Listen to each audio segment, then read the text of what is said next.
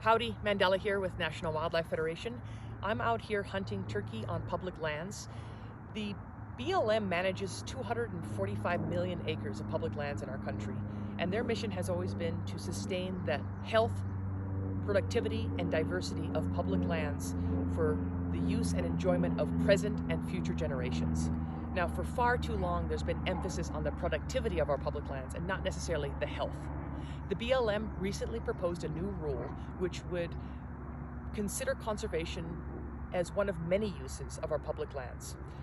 It's open for public feedback at this time, and this new proposed rule would help preserve and protect wildlife migration pathways, help mitigate the risks of wildfire, as well as control the spread of invasive plants such as leafy spurge and cheatgrass. The proposed rule would not consider conservation over other land uses, such as grazing, energy development, etc. It would just consider conservation as one use among many. So I encourage you to look into the conservation rule and use your voice. Thanks.